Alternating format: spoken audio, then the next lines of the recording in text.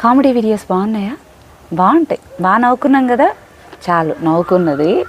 First profile open చేసి short వీడియోస్లో కూడా హెల్త్ వీడియోస్ ఉన్నాయి.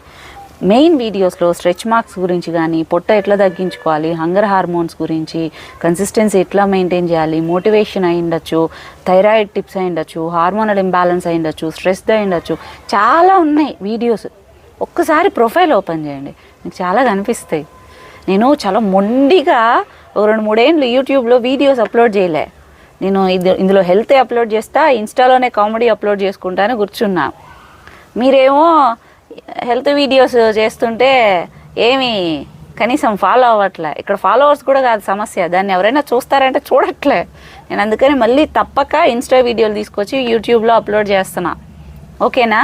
సో మన కామెడీనూ ఉండాలి, హెల్త్ మెయిన్ కదా. మిమ్మల్ని అటెన్షన్ కోసం నాకు వేరే ఆప్షన్ కనబడక నేను మళ్ళీ కామెడీ వేలోనే వచ్చాను.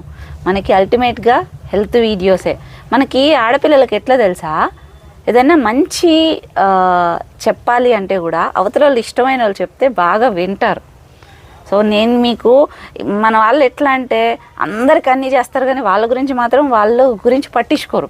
గుర్తుపెట్టుకోండి అమ్మా, ఆడపిల్లలు ముఖ్యంగా అంటాం, కర్మ నన్ను వాళ్ళు ఇంత ఏడిపించారు, వాళ్ళ కర్మ తిరిగి తగులుతుంది అంటారు. ప్రతిసారి అనుకుంటారు కదా వాళ్ళ పాపన వాళ్ళే పోతారు, వాళ్ళ కర్మకు వాళ్ళే పోతారని. మనకి ఆడవాళ్ళకి ఈ రోజుల్లో ఎక్కువ వస్తున్న ప్రాబ్లమ్స్కి ఏంటి తెలుసా కారణం? మన మీద మనం చేస్తున్న నెగ్లిజెన్స్. మనకు కావాల్సిన పర్టికులర్గా బాడీకి కొన్ని ఇయ్యకపోవడం, లేకపోతే అతిగా ఎమోషనల్ ఈటింగ్ లాంటివి తినేయడం, ఇంకోళ్ళ మీద కోపం వచ్చినా మనమే తినేయడం, ఖాళీగా మిగిలిపోతుందని మనమే తినేయడం, అన్ని పనులు చేసినా నా కోసం టైం ఇచ్చుకోలేక అంత టైం లేదు అని చెప్పేసి టైం ఇవ్వకుండా ఉండడం. ఆ కర్మ అనేది ఒక ఏజ్ వచ్చిన తర్వాత పడాల్సి వస్తుంది చాలామంది. మీరు చాలామంది హెల్తీగా ఉండొచ్చు, బట్ ఇంకొంతమంది మాలాంటి వాళ్ళు ఉంటారు కదా, వీక్ పర్సన్స్. సో ఆ కర్మ తిరిగి మనకే కొడుతుందని గుర్తుపెట్టుకోండి. అలా మీకు ఒక సీరియస్గా నేను బుక్ పట్టుకొని చెప్తే ఎవరు వినరు.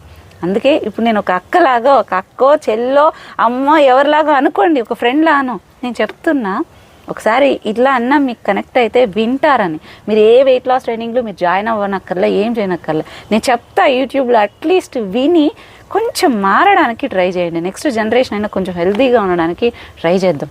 ఓకేనా? ఒక్కసారి ప్రొఫైల్ ఓపెన్ చేయండి, అన్ని వీడియోస్ కనిపిస్తాయి.